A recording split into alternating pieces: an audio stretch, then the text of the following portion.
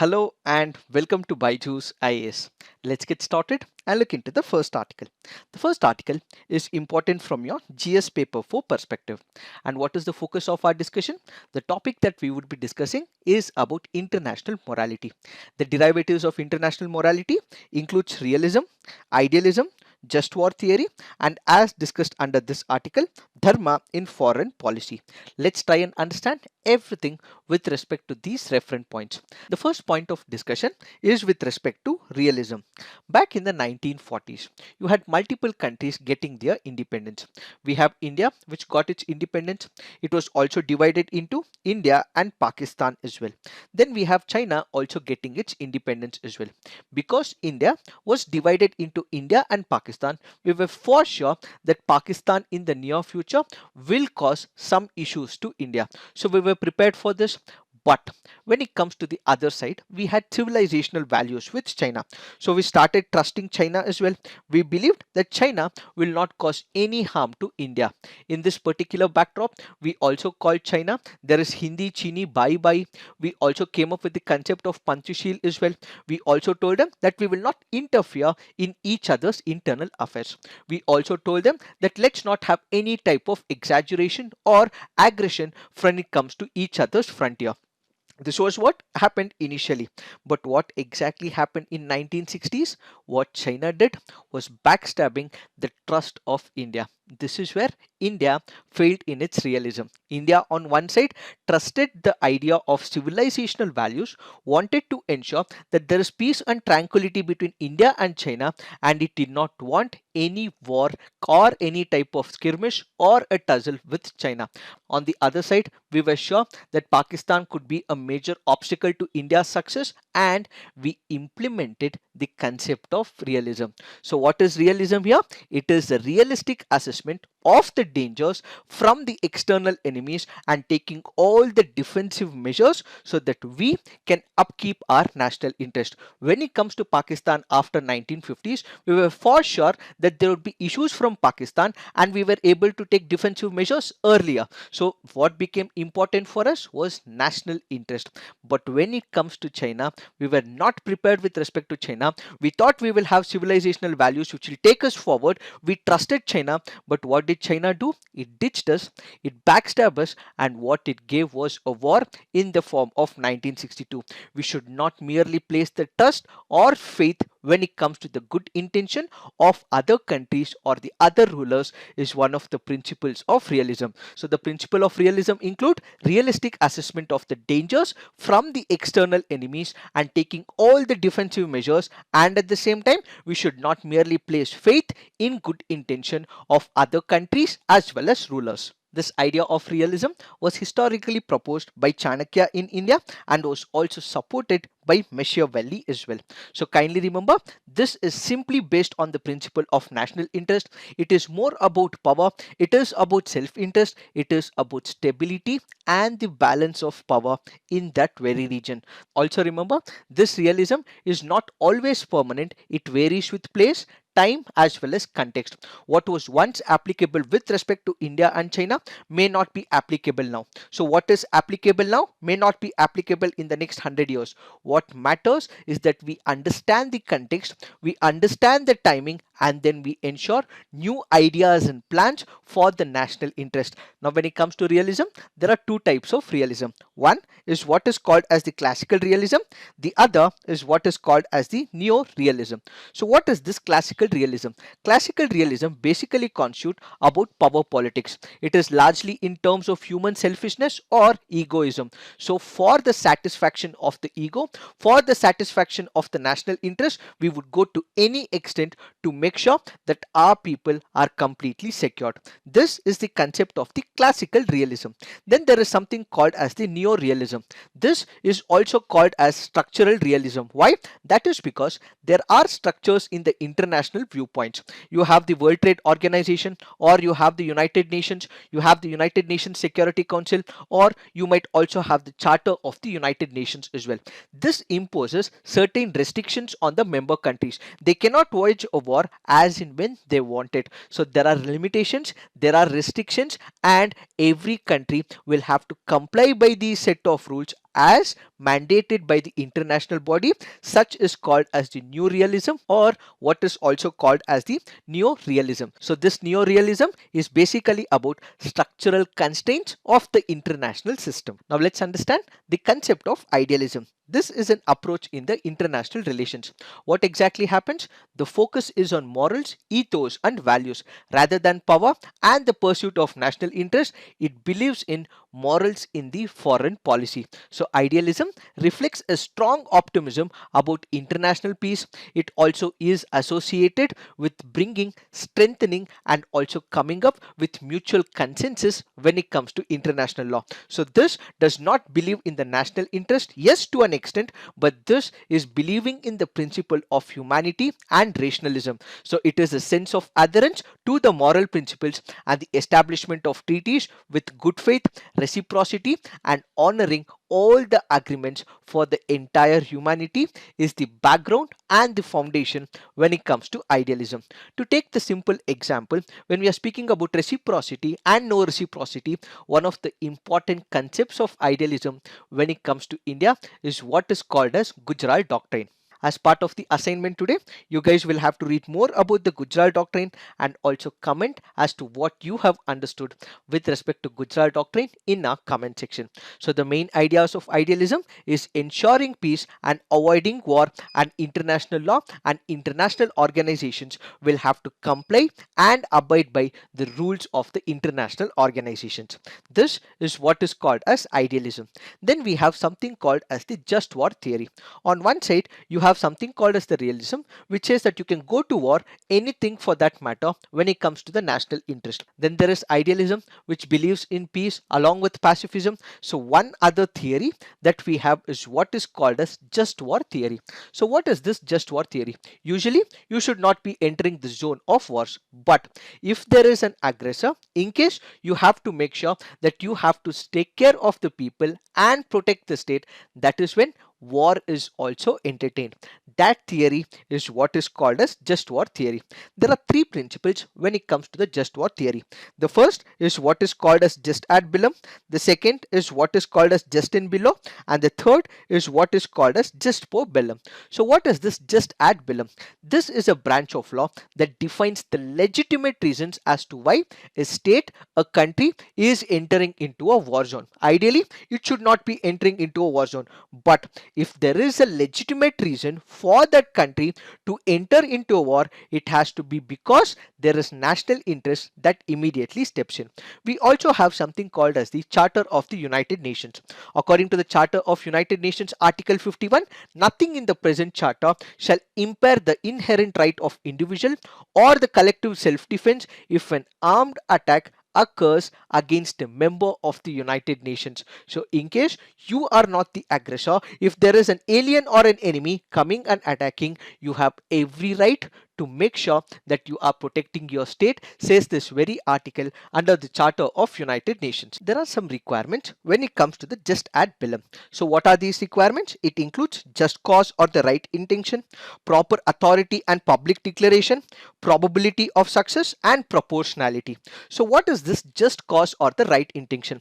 According to this principle, the aim of the war is not to advance or become aggressive, just like how China is doing in South China Sea, or it is doing in Ladakh region, or it is doing with multiple other countries. But if the intention is to stop a particular war from happening, or it is to establish peace, that is what is called as just intention. So the just intention or the right intention is about making sure that there is establishment of the peace. You protect your own country, protect your state, but you are not the aggressor. So you have a just claim. Why? Because you are protecting your own country and your people.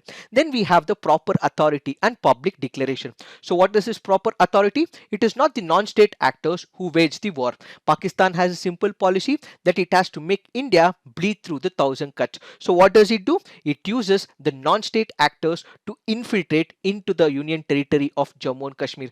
This is not the right authority, but the right authority is the state participating in this particular act. In case it is the state or the country that is participating in such an act, it also has to make a public declaration. It has to come to the public. It has to say that we, the country, we, this particular state, are going for a war for a justified cause. So it is not the non-state actors, but it is the country which has to engage in a war after declaring the same and setting an objective for this particular war. So the second important parameter is proper authority and public declaration.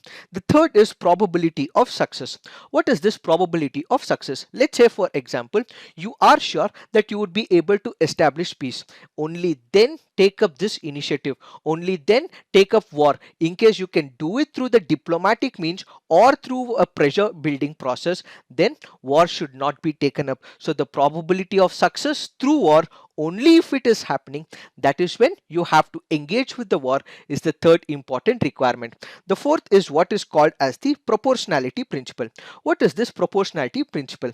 Let me give you two important examples. Let's say, for example, we have the Balakot airstrikes initiated by India. So what is proportionality here? We were not waging a war against Pakistan, but we only wanted to dismantle all the outfits of the terrorist organization. India could have gone into a war to make sure that there are no issues with Pakistan, but ideally that was not the intention. But our only intention was that non-state actors, terrorists, do not enter our state of Jammu and Kashmir back then. So that is why India came up with this particular move. That is what is called as proportionality. Use the force only as much as possible and not more or anything in an expanded mode. Let me also give you another example. United States of America launched a nuclear missile attack on Japan on its two cities of Hiroshima and Nagasaki. Is it not violating proportionality? Yes. On one side you have India, which is supporting the cause of proportionality. Why? It only wanted to hit the terrorists, while United States of America back then during the 1940s could have used an alternative mechanism but used proportionality much beyond of what is required. So all these requirements fall under the principle of just ad bellum. So the just ad bellum is basically about starting the war and the measures that the country will have to take up. Then we have something called as just in bello. So what is this just in bello? Let's say, for example, after the war is initiated. So after the war is initiated and before the war is concluded, the period where the war is being fought, that is what is called as the just in bello. So when it comes to just in bello, we have to regulate how the wars are fought. If enemy countries, if enemy soldiers happen to surrender during this particular process, we have to treat them with dignity. Let me give you a simple example. Back in 1971, we had the war with Pakistan.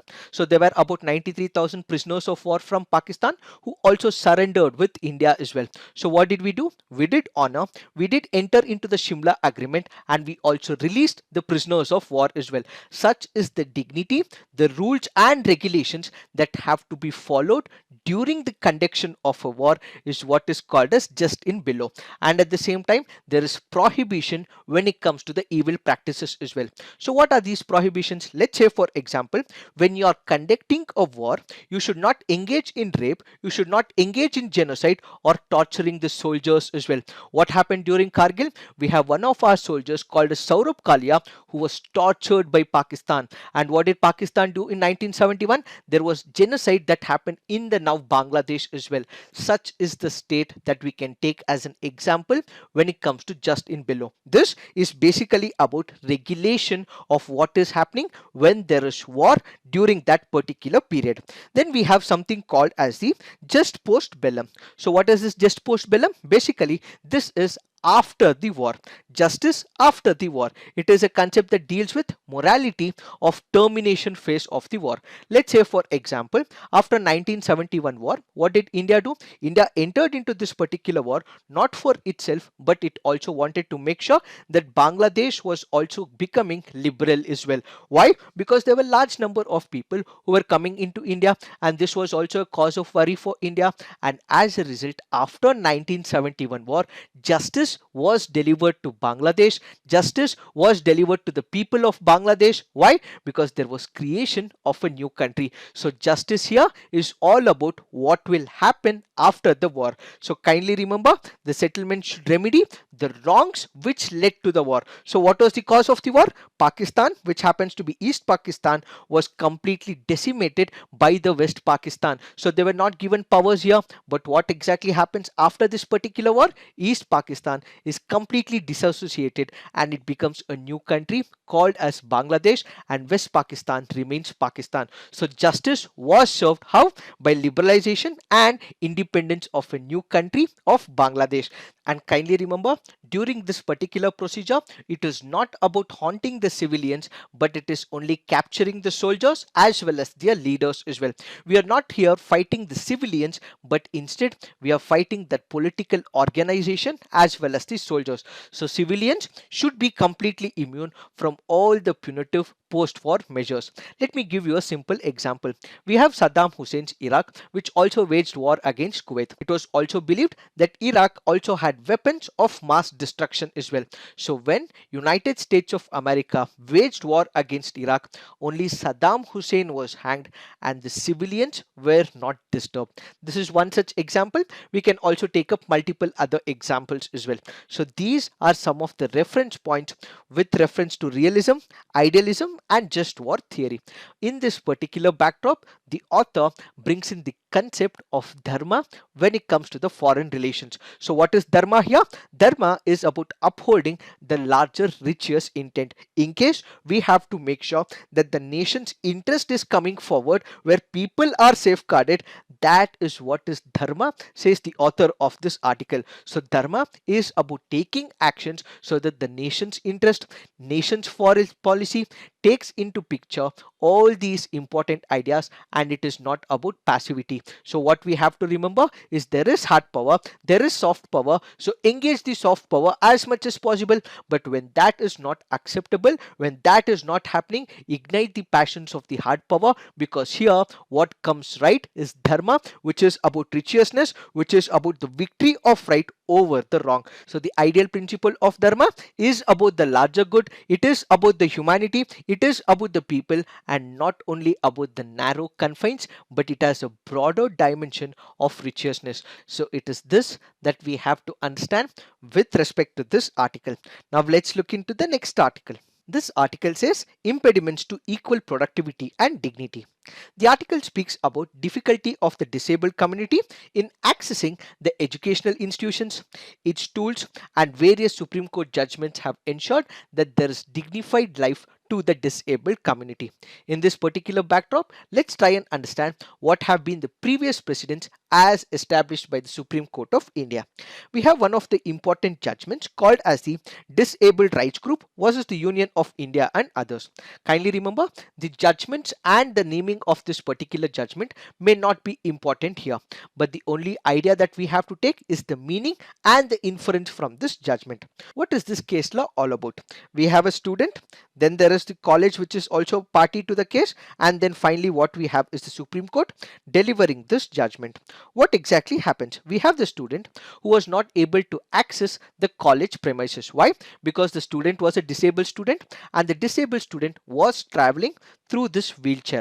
So since we are all lucky enough, we are able to walk, this was not the provision when it came to this particular student, as she was a disabled person. She requested the college authorities for some modifications, for adequate facilities and reasonable accommodation for her special needs. But the college refused to modify the student's hostel bathroom to accommodate the wheelchair. This is where the person approaches the Supreme Court of India. The Supreme Court of India does request what should be done with respect to it to the Bar Council of India. So the Bar Council of India passed a resolution requiring that all the centers of legal education, that is the law colleges in India, will have to make their courses accessible to the persons with disability. So what is the major issue here? There was a student who was not able to access the premises. She requests the college refuses, and the student goes to the Supreme Court. The Supreme Court then asks the BCI, which is the Bar Council of India, and the Bar Council immediately issues a notification asking all the law colleges in India to make courses accessible to the persons with disability. So the idea being that in case there are people with disability, in case they are not able to access the college premises, it is imperative and it is important for that particular college to make all suitable changes such that the disabled people values are honored by this college. This is one of the important judgments. Then we have another judgment called as the Rajiva Rathuri case. What is this Rajiva Rathuri case? This is an important ruling given by the Supreme Court of India with respect to the accessibility of the higher education sector. What exactly happens? In this particular ruling, the Supreme Court has clearly said that in case you are admitting a visually impaired person or any other disabled person, there has to be accessibility within the building as well. In case they want to use the classrooms, in case they want to use the library, in case they want to use the restrooms, there should be accessibility when it comes to the education sector. In case these accessible points are not present in that particular building, it means that we are discriminating these disabled community students. And when we are discriminating, it also means that we are not providing them all the facilities. Their movement gets impaired, and this could also be treated as infringement of the fundamental rights as well. This is what the Supreme Court laid in Rajiv Rature case as well. So why are we discussing all this? That is because in the present scenario, the author says that people with visual impairment are not able to access the online platforms for reading the Supreme Court judgment. One of the website includes the SCC online. So according to the author, there are multiple barriers when it comes to accessing the SCC online website. So what are these barriers? This includes unlabeled links, and it also has search filter issues as well. Because of these issues, the visual impaired people and certain other section are not able to use this SCC online, which also provides all the important judgments when it comes to the Supreme Court of India. So what would be the impact? This will prevent the disabled from leading lives of equal dignity and productivity, and they are seen as the inferior people as well. There is discrimination, there is exclusionary mindset, and not recognizing the rights of the disabled means we are violating all those precedents as laid in Rajiv Rature case, as well as the Disabled Rights Group versus the Union of India. We also have number of acts passed by the central government as well. So an assignment for you guys is to identify which are these important acts which are giving life to the disabled people and also recognizing their rights. So what is the conclusion that we can draw? That we have to bring fundamental changes when it comes to the environment of the disabled sector. It is this that we have to understand with respect to this article. Now let's look into the next article. This article here is speaking about criminal contempt. We have spoken about the criminal contempt in the last 1 month. We did understand what is this contempt, what is the law behind it, what has been the Supreme Court judgment, and we have also understood what needs to be done in the near future as well. That was in reference to the Prashant Bhushan case. There is another case that has surfaced right now. What is this case? This is in reference to Tamil actor Surya, who made a comment about the judgment passed by the Supreme Court of India. What is this judgment? We all know that the Supreme Court of India has given a mandate for conduction of NEET exams. But what is happening in Tamil Nadu state? That people who were not able to study because of the COVID-19, they have not had enough classes because of this particular exam, were asked to take up exams. Because they were not confident enough, because they did not have classes, because they had not gone to coaching, there were students who had committed suicides as well. Against this particular backdrop, Tamil actor Surya had made one of the comments. He said, while the Supreme Court of India, while delivering all these judgments, is working virtually. How? They are working in their houses. They are also working in those places which are completely isolated, which has no issues of COVID-19. But Supreme Court is asking millions of students to come out in public forum, asking these students to write the exam. Is it right? asked Surya. The minute this particular statement was made, there was Justice Subramaniam of the Madras High Court who seems to believe that this is an act of contempt. So he requests the Chief Justice of Madras High Court to initiate criminal contempt against Surya. In this particular backdrop, we have to understand one of the important ruling when it comes to Vitusa Oberoi in the year 2017. So what is this ruling? We have Article 215 of the Constitution of India, which speaks about the power of the High Court to punish for the contempt. But kindly remember, this particular contempt can only be taken up if they have passed a particular order.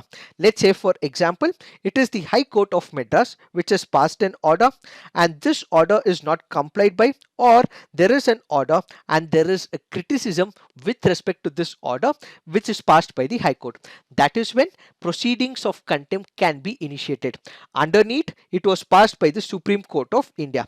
Since this is an order or a judgment passed by the Supreme Court of India, only the Supreme Court of India can initiate contempt proceedings. So the High Court of Madras will not be able to issue this particular order is the only add-on that we have to understand. The minute this comment was made by actor Surya, there were a number of veteran jurists who also joined in support of actor Surya, and they urged the Chief Justice of High Court not to initiate it. But point to be noted, they cannot initiate it because this is an order of the Supreme Court and it is not the order passed by the High Court. Only if it is the order of the High Court which has been passed, where there is a commentary made about this particular order, only then contempt proceedings can be initiated. Since it is passed by the Supreme Court, they would not be able to initiate contempt proceedings. That was laid in Vitusha Oberoi case in the year 2017. Now let's look into the next article. This article here is speaking about Aircraft Amendment Bill of 2020. Before we understand what are the features of this particular bill, let's try and understand why it was introduced by the Government of India. We have Airbus 320 neoplanes which were fitted with Pratt and Whitney engines. When this particular aircraft was fitted with such engines, they had multiple issues. What were these issues? This include gearbox errors, engine vibration, and this also caused mid-air glitches as well. This could have resulted in a catastrophe had these engines not been replaced. In line with this, the DGCA had also asked the Indigo Airlines to install the modified engines, replace the Pratt and Whitney engines with new type of engines. Why? Because there were error in the gearbox, there was engine vibration, and this could have resulted in a catastrophe in the near future. Then there can be other violations as well. This includes not following the air traffic control instructions, runaway incursions, heavy landing causing damage to the aircraft, any procedural violations with respect to that aircraft, and also non-adherence to the SOPs as well. So whenever there is a particular aircraft or the pilot who is not meeting all these important parameters, this can also result in violation, which means it is the people, it is the passengers who will bear the brunt of it. In order to make sure that the passengers are not the sufferers, the aircraft companies do not violate some of the rules and they also maintain and sustain the standard operating procedures. That is why the Government of India has introduced what is called as the Aircraft Amendment Bill of 2020. So what are the features of this particular bill?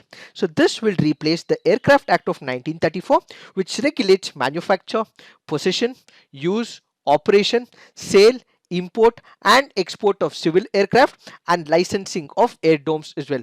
So what will happen? The bill seeks to convert three of the aviation regulatory bodies into the statutory bodies. So what will be upgraded is that these bodies will now get a statutory status. Which are these bodies? It includes Director General of Civil Aviation, Bureau of Civil Aviation Security and Aircraft Accidents Investigation Bureau. So what is the importance of all these regulatory bodies? When it comes to the Director General of Civil Aviation, it will have the overview on the safety and the regulatory functions. When it comes to the Bureau of Civil Aviation Security, it will carry out regulatory activities related to civil aviation security. And when it comes to the Aircraft Accidents Investigation Bureau, this will find out what is the root cause of that particular accident. We recently also saw what exactly happened in Kozhikode as well. So this investigation trying to understand the root cause will go to the Aircraft Accidents Investigation Bureau. The same with respect to security will be taken up by the Bureau of Civil Aviation Security, where it is they who have to prevent any type of hijacking or other issues with respect to security. And finally, we have the Director General of Civil Aviation, which will look at the overall functions, regulatory functions with respect to the civil aviation. The central government can also issue new directions to all these bodies so that they can take up additional responsibilities as well. The bill also empowers the central government to cancel the licenses, certificates, or approvals granted to a particular person or an organization if that particular organization contravenes with any of the provisions as mentioned under this particular bill. So what is the importance of this particular bill? The statutory status of this particular bill will help in improving India's aviation safety ranking as well. Now all these authorities will be able to act swiftly against the airline companies in case they are violating any of the aviation safety rules. In case they still violate, what we will have is the penalty, which is now increased from 10 lakh to about 1 crore as well. This is what we have to understand with respect to this article. Now let's look into the next article. This article here is speaking about new trade war between United States of America and China. The Trump administration recently has announced new restrictions on imports of apparel, hair products and technology goods where from China. From where? In a particular region of Xinjiang. Why? That is because United States of America is a country which believes in democracy and human rights. That is what they say. And United States of America feels that there is this particular province of Xinjiang where people are not respected, people are forced to work, and there is no human rights as well. So because there is no human rights in the Xinjiang province, all the products manufactured with respect to the apparel, hair products or technology goods cannot come from the Xinjiang province with respect to China and enter the doors of United States of America. So the measure would allow the United States of America's custom agency to detain any particular product if it enters the United States of America named by such companies which are currently working in Xinjiang province in China. Let's say for example, if they happen to come and let's say for example there is a company which is importing it from China in the Xinjiang province. In all scenarios, will it be eliminated or will it be chucked? No. In case the company is able to establish that there is an audit certificate with respect to the good or with respect to a product is not manufactured with respect to forced labor, that is when it will be allowed in the United States of America. All that this particular company in United States of America will have to show is this particular audit certificate showing that this particular product was not created or produced using forced labor. The minute they are able to show it, United States of America will not stop this particular product. We also know for the fact that human rights in China is always violated, especially in the region of Xinjiang. We also know for the fact that in case there is a particular company which is operating in United States of America, enters to China, wants to see if this particular operation is conducted in a right way or not, that is just a flawed argument. Why? Because there are travel restrictions that will be imposed by China in the Xinjiang province. It will only show what it wants to show. The reality will be something different, but the reality shown to these people is totally different in nature. So if the importer is not able to produce that particular proof, the product must be sent back or it will be subject to the seizure by the United States of America's customs. The move is likely to further create tensions between United States of America and China. China has also been criticized globally by all the countries. Why? Because they are not respecting the human rights of the Uyghur community. They have been sending them to mass detention camps, interfering in their religious activity and sending members of this particular community to undergo some form of forcible re-education or indoctrination as well. On one side, it is violating what is called as the Firm established human rights, and at the other side it is not giving cultural importance to the Uyghur community. So what is the importance for India? Since all these companies will now not be able to import the apparel, hair products and technology goods from China, there are countries which are planning to move, and one such country they can move is India. So India is likely to augur well for the Indian textile company, says this particular article. Now let's look into some of the preliminary practice questions. Consider the following statements with respect to departmental standing committee. It has equal members from Lok Sabha and Rajya Sabha. To prevent the dominance of Lok Sabha, ministers cannot be members of these committees. Which of the above statements are incorrect? Since it is asking for the incorrect statement, the answer to this is one only. Why have we taken this practice question? Because of the reference given under this article. So kindly remember, we have about 24 departmental standing committees, and from Lok Sabha we have about 21 people, and we have Rajya Sabha we have about 10 people. So it is not equal. Instead, Lok Sabha has the larger number of people. Also remember, ministers cannot be member of this committee, and some senior members also opt out as well. What is the context? Chairman of Rajya Sabha M. Venkaiah Naidu is keen on amending the rules to give the people who are part of this departmental standing committee a fixed tenure of 2 years. As of now, this is just a proposal. Currently we have it for 1 year. This will be planned to increase to about 2 years. Once we have this particular process, we will take up this article once again. Also remember, there is rule called as 269 of the Rajya Sabha rules. The term of the office of the members of this particular committee shall not exceed 1 year. So this 1 year will be increased to 2 years is what is the proposal. Once it is taken up, we will have an elaborate analysis of this very article. Now let's look into the next practice question. Consider the following statements with respect to Venus Express mission. It was the first Venus exploration mission of European Space Agency. It discovered massive atmosphere composed chiefly of carbon dioxide rather than nitrogen. Which of the above statements are correct? The answer to this is both. Why have we taken this practice question? Because of the reference given under this article. So kindly remember, this Venus mission was the first exploration mission of the European Space Agency. The main objective of the mission was the long-term observation of the Venusian atmosphere. It found signs of ozone made of 3 oxygen atom and considered a biomarker in the upper atmosphere of Venus in the year 2011. It has a massive atmosphere composed chiefly of carbon dioxide rather than nitrogen. Its clouds contain droplets of sulfuric acid. Other findings include evidence of past oceans on the surface of Venus, a higher prevalence of lighting on Venus than on Earth. Now let's look into the next practice question. With reference to James Clerk Maxwell telescope, which of the following statements is or correct? It is the largest astronomical telescope in the world, designed to specifically to operate in sub-millimeter wavelength region of the spectrum. It is part of the Event Horizon telescope. The answer to this is both. Why have we taken this practice question? Because of the reference given under this article. When it comes to the James Clerk Maxwell telescope, it is used to study our solar system and also distant galaxies as well. It is also part of what is called as the Event Horizon Telescope Array. So what is this?